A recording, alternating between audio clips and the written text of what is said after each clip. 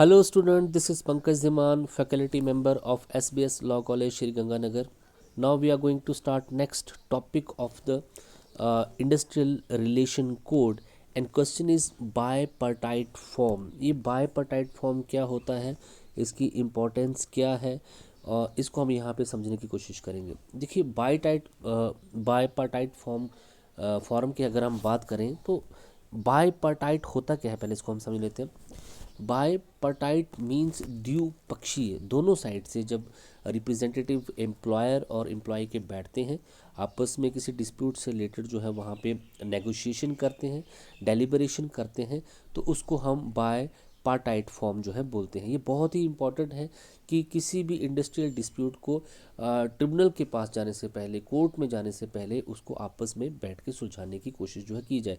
तो बाईपार्टाइट फॉर्म के अंडर कुछ कमिटीज़ हैं, उनके पास पहले जो है कोई भी इंडस्ट्रियल डिस्प्यूट जाता है, वर्कर से रिलेटेड कोई डिस्प्यूट, जिसमें मैंने आपको बताया है कि कॉम्पनसेशन से रिलेटेड हो सकता है, रिट्रेंचमेंट से रिलेटेड हो सकता है, स्ट्राइक से रिलेटेड, टर्मिनेशन से, डिस्चार्ज से रिलेटेड हो सकता है, वर्किंग कंडीशन से रिलेटेड हो सकता है। ये सारे जो डिस्प्यूट जो क्रिएट हो सकते हैं उनको पहले जो है बाईपार्टाइट फॉर्म के अंडर जो है लेके जाया जाता है। इसी को हम यहाँ पे समझेंगे।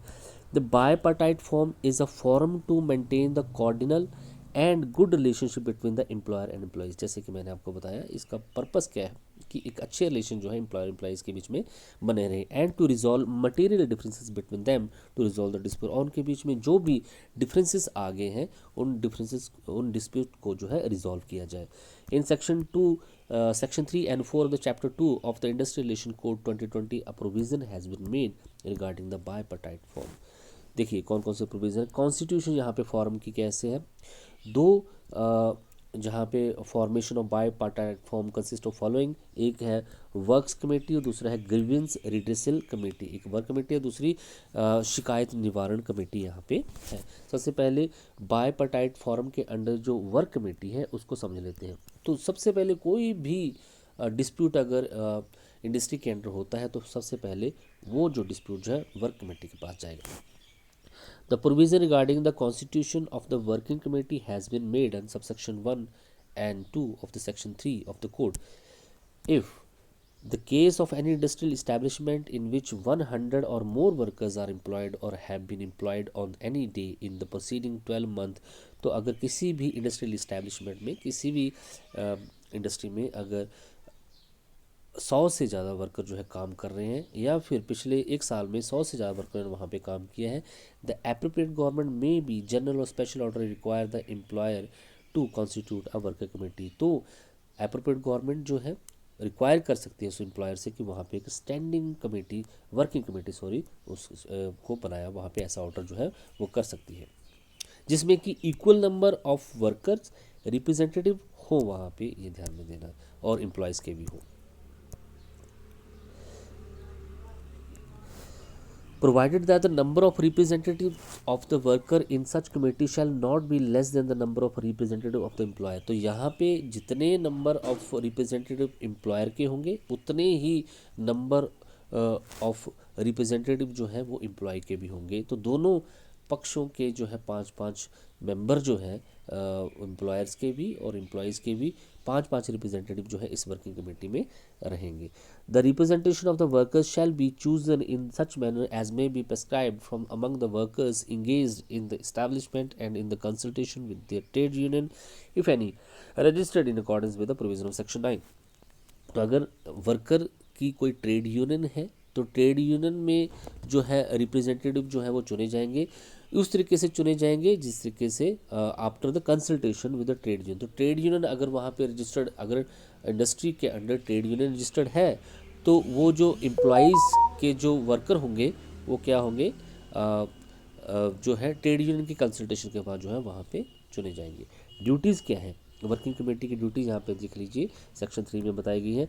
It shall be the duty of the work committee to promote measures for securing and preserving amity and good relationship between the employers and workers। तो ये इस वर्किंग कमेटी जिसमें कि रिप्रेजेंटेटिव एम्प्लॉयर्स भी हैं, रिप्रेजेंटेटिव ऑफ द एम्प्लॉयज़ भी हैं, इनकी ड्यूटी ये रहेगी कि अच्छे रिलेशन जो है वो प्रिजर्व और सिक्योर करें between the employer and worker, and to comment upon the matters on the common interest, और सभी के कॉमन इंटरेस्ट के लिए वहाँ पे काम करें। Camp and company limited was employees. The main objective of the formation of the working committee is to protect the interest of the employees. तो मेन ऑब्जेक्ट क्या है यहाँ पे वर्किंग कमेटी का कि वो एम्प्लॉयर और एम्प्लॉयज़ के इंटरेस्ट को प्रोटेक्ट करें, बस इतना याद रखना आपने। और जो डेली टू डेली जो ग्रीवेंसेस होती हैं, जो शिकायतें होती हैं, उनको रिड्रेस करें, उनका निवारण वहाँ पे करें। तो ये वर्किंग कमेटी है और वर्किंग कमेटी के पास ही सबसे पहले डिस्प्यूट जो है यहाँ पे जाता है। आप सीधे अगर आपको डिस्प्यूट है, आप सीधा इंडस्ट्रियल ट्रिब्यूनल या फिर कोर्ट में नहीं जा सकते हैं, आप वहाँ पे सबसे पहले आपको वर्किंग कमेटी के पास अपनी प्रॉब्लम को लेकर जाना है। ग्रीवेंसेस रिड्रेसल कमेटी है इस बायपार्टाइट फॉर्म के अंडर, जिसमें जो है सेक्शन 4 में इसके बारे में बताया गया है। कॉम्पोजिशन यहाँ पे बताया हुआ कौन कौन से मेंबर यहाँ पे होंगे। Every industrial establishment employing 20 or more workers shall have one or more grievance redressal committees for the resolution of dispute arising out of the individual grievances। तो हर कोई इंडस्ट्रियल इस्टेब्लिशमेंट यहाँ पे 20 या 20 से ज़्यादा वर्कर काम कर रहे हैं, वहाँ पे एक से ज़्यादा ग्रीवेंस रिड्रेसल कमेटी को बनाना जो है ज़रूरी है, जो कि वर्कर के जो है डिस्प्यूट है उनको रिजॉल्व करने की कोशिश वहाँ पे करेंगे। The grievance redressal committee shall consist of equal number of members representing the employers and the worker to be chosen in such manner as may be prescribed। तो ये पे आपने पहले देख लिया कि ग्रीवेंस रिड्रेसल कमेटी में, शिकायत निवारण कमेटी में इक्वल नंबर ऑफ मेंबर होंगे, एम्प्लॉयर्स के भी और वर्कर के भी। The chairperson of the grievance redressal committee shall be selected from among the representing the employer and workers alternately on the rotational basis every year। तो जो chairman यहाँ पे होगा ग्रीवेंस रिड्रेसल कमेटी का, वो सिलेक्ट किया जाएगा इन्हीं मेंबर्स के बीच में, जो कि एम्प्लॉयर्स और वर्कर के जो रिप्रेजेंटेटिव यहाँ पे हैं, उन्हीं मेंबर्स में रोटेशन बेसिस पे एवरी ईयर जो है चेंज होता रहेगा। The total number of member of the grievance redressal committee shall not exceed 10। तो 10 से ज़्यादा मेंबर जो है इसमें नहीं हो सकते। जनरली जो है 5 जो है रिप्रेजेंटेटिव ऑफ द एम्प्लॉयर्स होते हैं और 5 जो है रिप्रेजेंटेटिव ऑफ द एम्प्लॉय होते हैं। फंक्शन क्या है, प्रोसेस क्या है, यहाँ पे देख लेते हैं। The provision regarding the function and procedure of the grievance redressal committee have been made in the subsection 5 of the and 211 of the section 4। Namely क्या क्या ये प्रोसेस कैसे जो है किसी डिस्प्यूट को जो है रिजॉल्व करने की कोशिश करते हैं, यहाँ पे देखिए आप। An application in respect of any dispute referred to the subsection 1 may be filed before the grievance redressal committee by the aggrieved worker in such a manner as may be prescribed within the 1 year from the date on which the cause of action has been dispute arisen। तो यहाँ पे एक application जो है grievance redressal committee को लगाई जाती है एग्रीड वर्कर के द्वारा, जो वर्कर परेशान है सच मैनर में, जो कि जैसे कि प्रेस्क्राइब किया गया है, जो भी एप्लीकेशन का तरीका होगा वो लगाएगा विद इन 1 ईयर लगाएगा, जिस दिन से उसका कॉज ऑफ एक्शन स्टार्ट हुआ, जिस दिन उसको कोई प्रॉब्लम स्टार्ट हुई है उस फैक्ट्री से, तो 1 साल के अंदर वो अपनी शिकायत जो है ग्रीवेंस रिड्रेसल कमेटी को लगा सकता है, एप्लीकेशन वहाँ पे लगाएगा। Second, the grievance redressal committee में complete its proceeding within 30 days of the received the application under the subsection 5। तो ग्रीवेंस रिड्रेसल कमेटी जो है 30 दिनों के अंदर जो है इस पूरी प्रोसीडिंग का निपटारा जो है करेगी। नेक्स्ट आपके पास the decision of the grievance redressal committee on an application filed under subsection 5 shall be made on the basis of majority view of the committee. तो कमेटी जो डिसीजन लेगी on the basis of majority लेगी। 1 then half of the member जो है, मतलब it means कि 6 member जो है वो उस डिसीजन को फेवर करने चाहिए, तभी कोई भी डिसीजन वहाँ पे लिया जाएगा। तो डिसीजन जो इस ग्रीवेंस रिड्रेसल कमेटी में होता है on the basis of majority vote होता है। तो अगर वहाँ पे 10 मेंबर हैं तो 6 पॉजिटिव वोट चाहिए अगर आपको डिसीजन वर्कर से रिलेटेड करना है। तो the worker who is aggrieved by the decision of the grievance redressal committee or whose grievance is not resolved in the said committee within the period of prescribed in the subsection 6 may be within the period of 60 days from the date of decision of grievance redressal committee from the date on which the period specified subsections expire as the case may be file application to the conciliation. तो अब यहाँ पे एक और conciliation officer भी है, उसको appeal की जा सकती है अगर आपको जो है उस ग्रीवेंस कमेटी से डिसीजन जो दिया है उसने, जो आपको ठीक नहीं लगा है या आपकी प्रॉब्लम को सॉल्व नहीं कर सके हैं,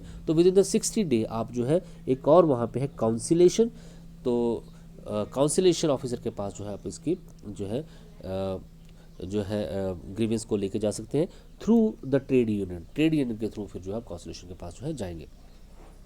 where any employer discharge, dismiss, retrench or other terminate the service of individual worker, any dispute or difference between that worker and employee connected with or arising out of such discharge, dismiss, retrenchment or termination shall be deemed to be an industrial dispute, notwithstanding that no other worker or any trade union is party of the dispute.